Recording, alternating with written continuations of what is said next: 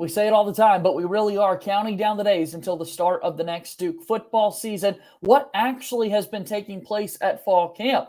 I've got an insider. Our pal Conor O'Neill from Devils Illustrated swings by. We're also going to talk basketball as well on today's episode of Locked On Blue Devils. Welcome in. Hi, everybody. Dick Vitale. Hey, make sure you listen, man, to Locked On Blue Devils with J.J. Jackson. He's awesome, baby. You are Locked On Blue Devils, your daily podcast on the Duke Blue Devils, part of the Locked On Podcast Network, your team every day.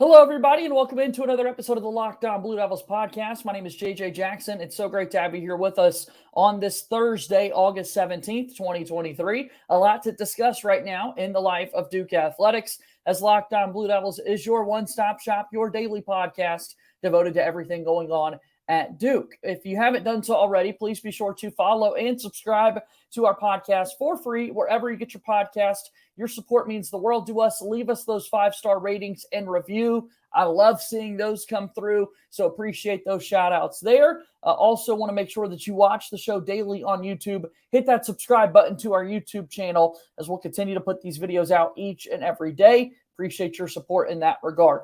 On today's show, I've got my very good friend Conor O'Neill from the Devils Illustrated here with us as we're going to be talking all things Duke football and men's basketball. We're counting down the days until that Labor Day kickoff to the 2023 season. Conor, welcome into the show. I hope you're doing well, my friend. Doing well. To explain the bandage, I did not get run over by Dwayne Carter as much as I'd like to tell you. I was able to take a hit at practice or something like that.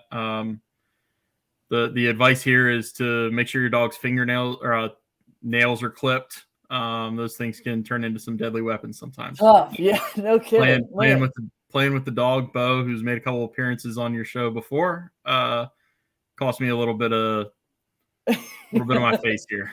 A game of fetch gone wild. I love that. Dwayne Carter has been pretty active leading this Duke football program. So let's kind of jump right into what you've seen so far through fall camp, what you've heard as well. I know there have been several kind of media opportunities, just big takeaways that you've had early in Duke football camp. Yeah, it's always the main thing is always, or at least where I go, is you're always going to lose a couple of players to injuries in fall camp. It's just kind of a nature of the beast with football. And so far that's Eli Pankel. That's a pretty big loss on the outside for Duke. It's a little up in the air of calling him a starter or a reserve, but he was going to play enough of where he would be in the top 4 or 5 receivers for Duke. So it's a loss from that standpoint. Where it's a big loss is he's Duke's biggest body wide receiver. At 6'3", I think 205. And you start going down the list of the other guys that were in front of him, kind of in the pecking order of targets. Jalen Calhoun's 5'10". I think Samir Hagan's is 5'11", and Jordan Moore is 6 foot. And football and basketball are no different. Everybody gets a couple more inches from what they actually are. I don't know quite how those work out with cleats and basketball shoes and stuff like that. But where you wind up looking and to see if Duke can fill the void there is whether Apollos Cook or Spencer Jones, 2 freshmen. Apollos was in the spring, so. At this point in fall camp, it doesn't even feel like the spring enrollees are freshmen anymore because you've already seen them for 2 camps. But Apollos Cook and Spencer Jones are both big bodies, 6'3", 6'4" type kids. If they can emerge and become playable and give Duke meaningful snaps, I think they're the ones to step into the void. The other guy to watch for is Mekhi Wall, is a second-year guy from Greensboro who there was a open practice type FanFest deal on last Sunday, and man, he looked smooth. They were doing some goal line and like snaps from inside the 15-yard line type stuff, and he had several touchdowns. He's just very elusive out in space. He's small, which is the reason why I don't bring him up immediately when talking about replacing Eli Pankel, because the the size comparison there doesn't exactly line up. Sure. But he's going to be able to help Duke. The other thing that's really stood out, as long as they can stay healthy, and this is where I knock on the wood desk here. Duke has two really good cornerbacks with Al Blades Jr. and Miles Jones, both of the transfers that they brought in. Miles Jones is a 7th-year guy. Al Blades is a 6th-year guy. They've both battled a ton of injuries. Jones at Texas A&M and Blades at Miami. So far, they're healthy. And so far, those have looked like Duke's two best corners. They have a returning starter in Joshua Pickett. Joshua Pickett's not going to be relegated to like 10 snaps a game. Like, he's still going to be in there and playing. But you're talking about two guys that look like they're, at least physically, they look like they're professional corners. And when you talk about their ages being 23, 24, 25 years old, that's kind of how it should look, with as much development as they've had over the last 6 or 7 years at their places. So that's something that Duke needs to defend the pass a little better than they did last year. A lot of that is going to have to do with how much pass rush they can generate, but also a lot of it is going to have to do with playing defense in pass coverage. And I think those two give you a lot of optimism in that department going into the year. No doubt, when you've got such great players in the transfer portal who have college football experience, yes, there have been injury concerns in the past, but being able to add to a Duke defense, I think that leadership will be incredible for Duke going into this upcoming season on the defensive side of the ball. It's not always the best when we're talking about thoughts and takeaways so far in fall camp, and injuries are one of the first things that you bring up when you do mention the surgery that Eli Pankel has gone through and having to miss a good bit of time. That's never exactly where you want to be in a football program, but I guess it's just a reminder, Conor, that it's part of it, that there are 85 scholarship guys. It's a next man up mentality, and you've still got to find ways to put your best 11 out there on the field. It's a collision sport, man. It's not a contact sport. And you get out there and it's always kind of a shock to the system, right? When you first start covering fall camp, because, you look at it from my standpoint, you cover basketball for a while. Basketball is the contact sport. Then you cover baseball, very, very little contact. You go through the summer, you might see some basketball stuff in AAU, and sometimes AAU events, the contact is between coaches and fans coming out of the stands more than it is the players. But football, you get in there, and especially at Duke, where I come from, the majority of practices I see are at Wake. At Wake, we're a practice field away, and we're 40 feet up in the air watching practice. Duke, we're kind of right down there on the sideline. We can hear every pad pop. I do a lot more moving around at Duke because you just have to kind of change your angles and what you're looking at. There's benefits to both, and the benefit at Duke is you're right there in the thick of it. You can hear all the interaction, and there's always early in camp. There's always that reminder of, man, this is a violent sport. It's one of the reasons why I think Duke does well to have the Guardian caps. The NFL mandates that every one of their teams has to wear the Guardian cap in training camp and in season practices when they're going full contact. They're these funky padded things that go over, like they're basically helmet covers. It looks like some guys have like mushrooms on top of their heads, but I don't know how anybody practices without those, because they seem to reduce the effects of those helmet-to-helmet blows that result in a lot of concussions. And you hear less helmet-to-helmet stuff at Duke because they all have those on other than the quarterbacks, and quarterbacks don't get hit. Kickers and punters don't get hit. So, yeah, it's like I said, I'm not breaking any news here, but, man, it's a violent game.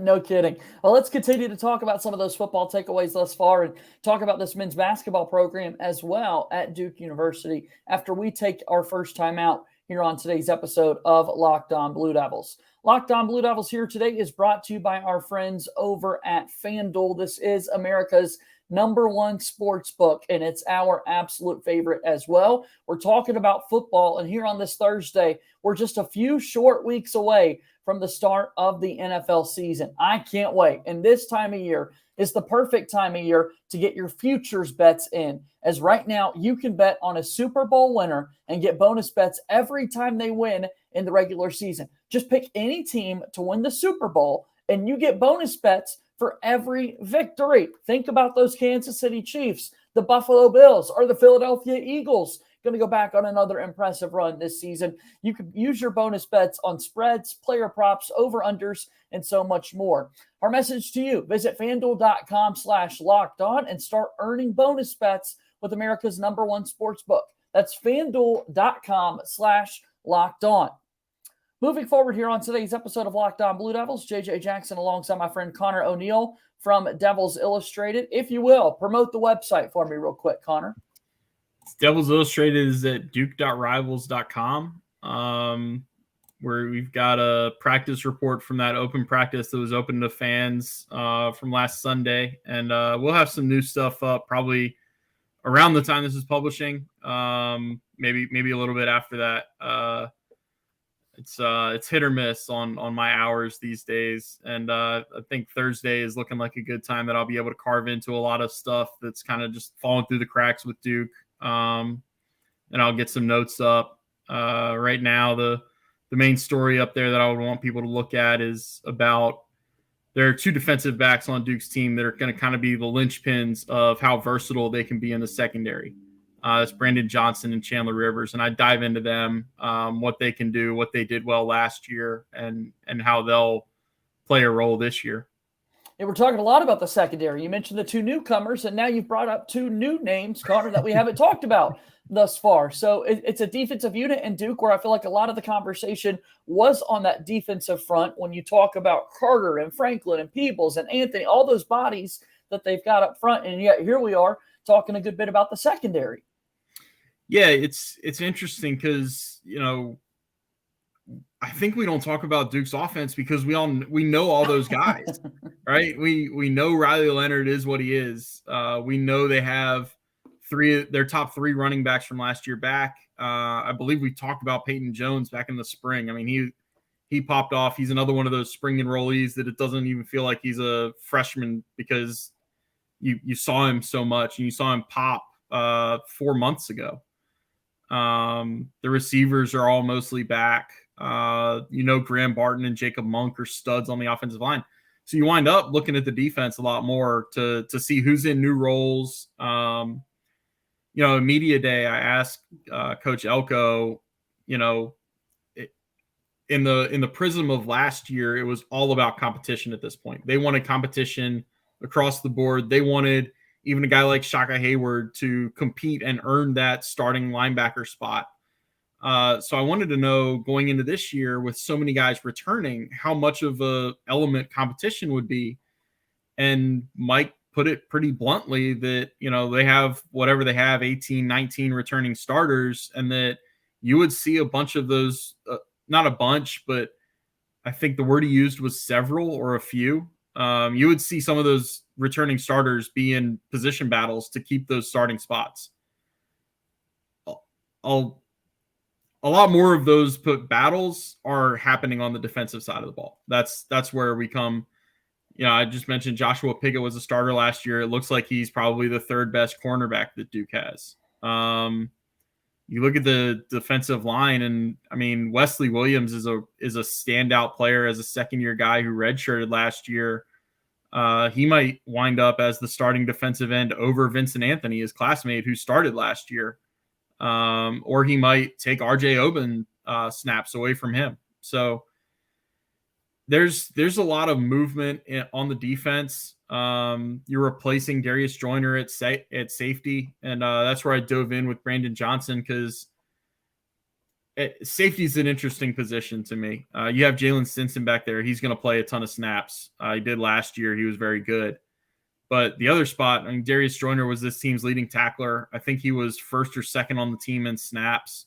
He just did a ton for this team. And so you're replacing a lot with trying to find his replacement. I think their replacement for the most part is going to be a guy that started last year in another position, with Brandon Johnson moving from nickel to safety. And that's where Chandler Rivers was a freshman last year and was very good toward the end of the year. as he got more snaps, he became more confident. And you can just see it in the position grades on PFF. He looks to me like your new nickel. So that's where the shuffling comes in on the back end. The main crux of it, though, is, as I was talking to an administrator out of practice a couple weeks ago, or last week, I guess. Everybody wants to make it out. Okay, who are our 11 starters? Who's going to start for us? And that's kind of antiquated. And I look at it as kind of a video game type approach to things, right? Like, it's not Madden where you just plug in your guys and those are going to be your guys unless they get hurt. There's always going to be a rotation. Like, you watch the best teams in college football every year, like Alabama, Georgia. They don't have 4 defensive line starters. They have 8 guys that are all going to rotate in and out of the game, and none of them are going to play anywhere close to even like 60 to 70% of the snaps. It's going to be pretty much cut down the middle. Right. That's what Duke is trying to get. That's what they're trying to get to. That's right now in week 3 of fall camp. That's what you're trying to cultivate, and that's where you're trying to figure out, okay, who can actually do it? You know, who might have done it for a week of fall camp, fallen off for the past week, and then who's going to rise back up?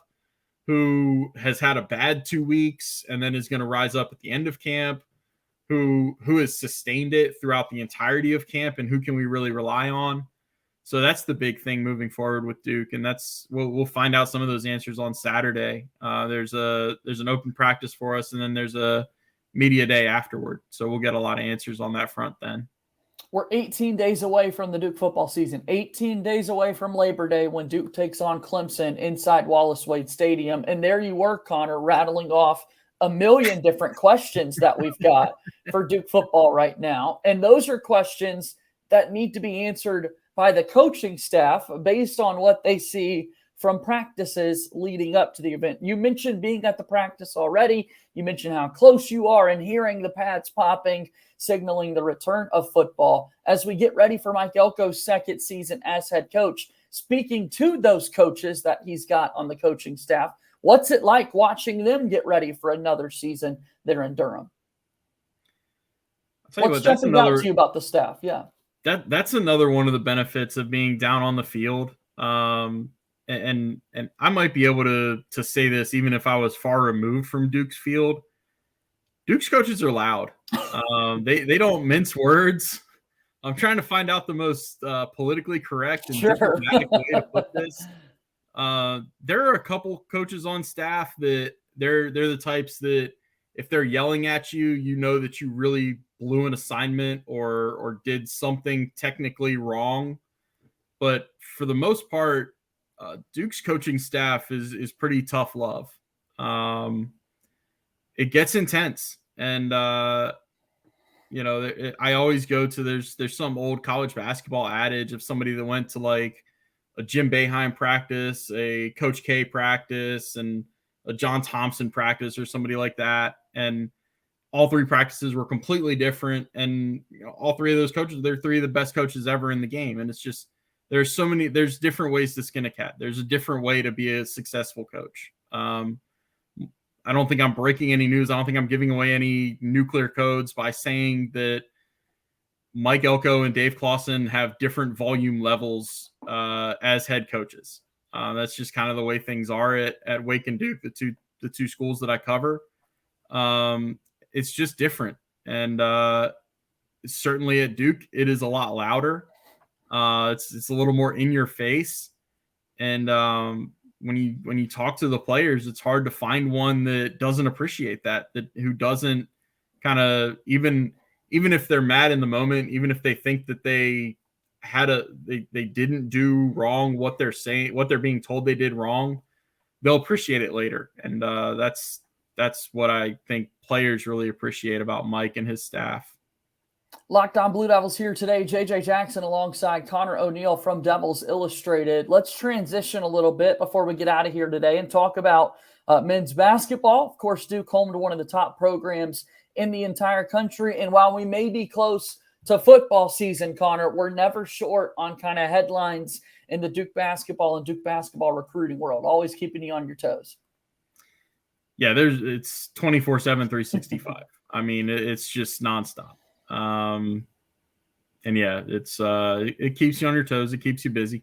Well, so in the recruiting world, obviously the big news that took place this past week was kind of following that Cooper Flag saga, whether or not he was going to be reclassifying into the class of 2024. Ultimately, he posts that he's reclassifying, coming to college, coming to or exiting high school a year sooner than many people thought. Put the caption, "Why wait?" in his posts. And so Cooper Flag reclassifying. This something that you saw coming, or just your reaction to that? Yeah, this has been in the works for a while. It was actually, it's not like I'm going to sit here and say I was surprised that it hadn't happened already, but the first I heard about this, I think, was in early May.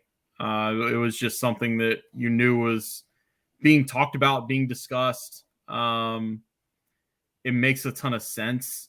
Not for Duke purposes necessarily, but just for Cooper Flag purposes, right? Like, he's clearly the best high school player in the country, regardless of class.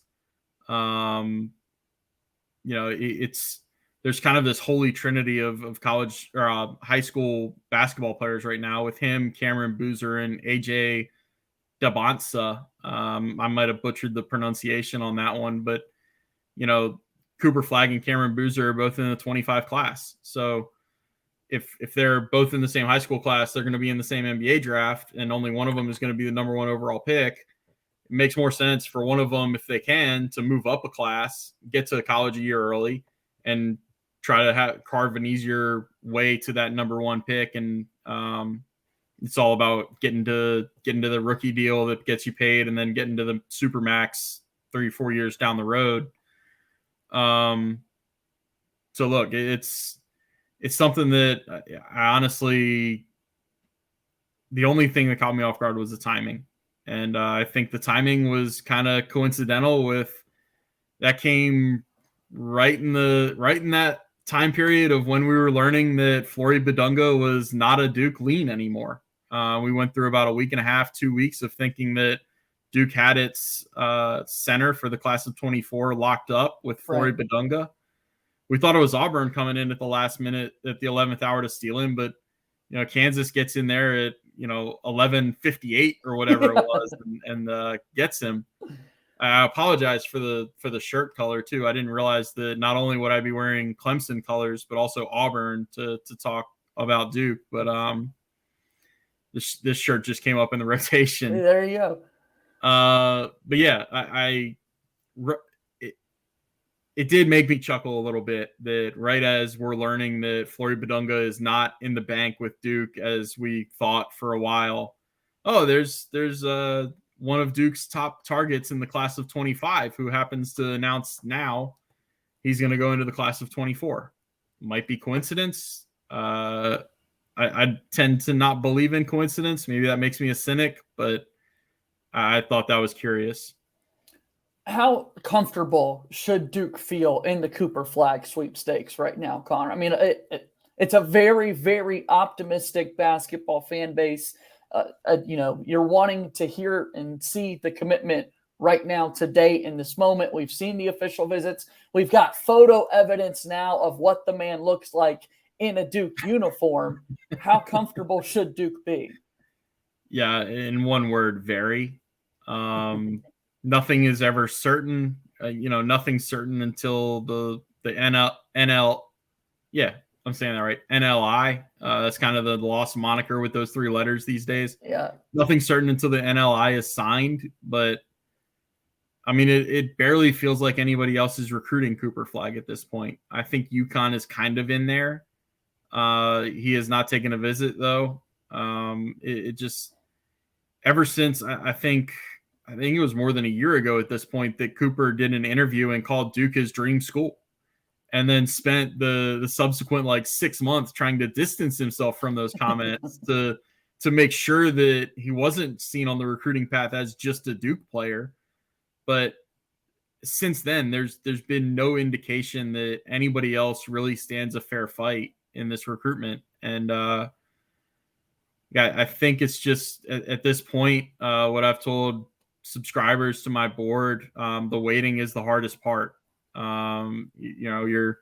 You're just waiting for the shoe to drop, and you're waiting. One shoe already dropped with the reclass, so now you're just waiting for shoe number 2, and I think that's coming. It's just a little hard to determine when at this point. Yeah, if we knew when, I think everybody would be a lot better. When you get these commitment dates in mind, that's something to look forward to on the basketball recruiting sweepstakes. We're already seeing several top players in 2024 and 2025 announce that they're taking official or unofficial visits to Duke during football season. So while we're talking about the on-the-field product for Mike Elko's team, the coming weeks and weekends are also going to be really productive in what John Shire and his staff are trying to do. Yeah, Patrick Ngongba the second. God, I can't remember if he's got a date set yet or not. I know Newpol is coming September 16th. That's around when Duke is playing Northwestern. VJ Edgecombe, I think, is mid-October. Those are the 2 wing/shooting guards that Duke is really high on. I would think one of those 2 could join the class. I don't know if both of them would come. Then you're just kind of waiting on Cooper Flagg and where he slots in. Yeah, absolutely. And then once Cooper Flagg is in the books, we'll take a look at, Cameron Boozer and the Boozer twins and what that sweepstakes looks like going into the next season now that there has been a differentiation in the classes there. Conor, as always, it's so great to have you come by, visit us here on the show. Any final thoughts for us today or anything that you'd like to say about your work over at Devils Illustrated? Yeah, just swing by and support the job or support the work there. We'll have you covered with basketball. We'll have you covered with football, and do our best to expand a little bit. Awesome. Thank you for the time as always, Conor. Look forward to talking to you again soon. Okay. Thanks, JJ. I appreciate it. All right. That's Conor O'Neill from Devils Illustrated, and he's joining us here on today's episode of Locked On Blue Devils. That's going to do it for our show today. A special shout out once again to all of our everydayers out there, the folks that tune in and listen each and every day. We really do appreciate your work. That'll do it for today's show. As always, go Duke. I'll talk to you tomorrow. My name is JJ Jackson. Thank you and good day.